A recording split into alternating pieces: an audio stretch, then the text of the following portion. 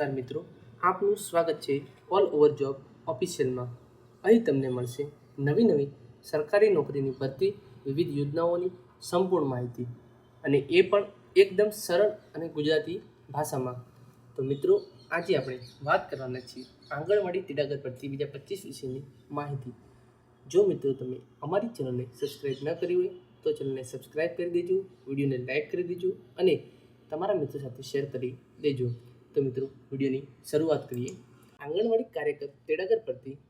રાજ્યમાં આવેલ આંગણવાડીમાં કાર્યકર અને તેડાગરની ખાલી જગ્યાઓ ભરવા માટે ટૂંક સમયમાં ઉમેદવારો પાસેથી ઓનલાઈન અરજીઓ મંગાવવામાં આવેલ છે.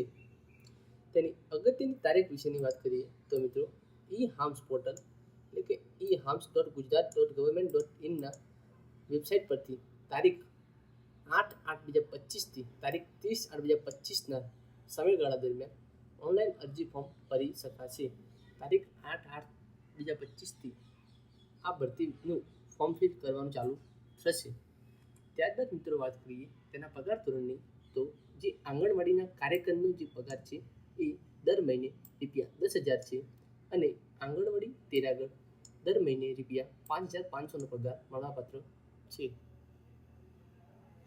આ ભરતીમાં કુલ જગ્યાની વાત કરીએ તો અંદાજિત 9,878 જગ્યા પર આ ભરતી બહાર પાડવામાં આવેલ છે.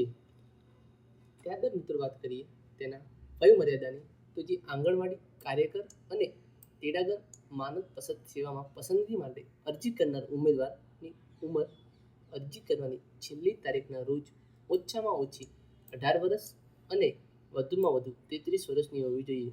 ઉમેદવાર ઓછામાં ઓછો 18 વર્ષનો અને વધુમાં વધુ 33 વર્ષનો હોવો જોઈએ.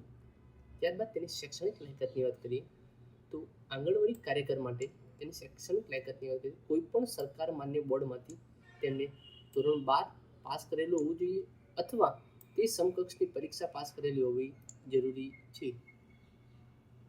ત્યારબાદ મિત્રો વાત કરીએ તો આંગણવાડી તેડાગર માટે તો ઉમેદવારે કોઈ પણ સરકાર માન્ય બોર્ડમાંથી ધોરણ 10ની પરીક્ષા પાસ કરેલી હોવી જોઈએ. તો મિત્રો, આ હતી આંગણવાડીમાં તેડાગર અને કાર્યકરની ભરતી વિશેની માહિતી. તો મિત્રો, આવા જ વિડીયો જોવા માટે અમારી ચેનલને સબસ્ક્રાઈબ કરો, લાઈક કરો અને તમારા મિત્રો સાથે શેર કરો. સાથે જ બેલ આઇકન દબાવવાનું ન ભૂલતા, જેથી નોકરી કે યોજનાના કોઈ પણ અપડેટ ચૂકાઈ ના જાય.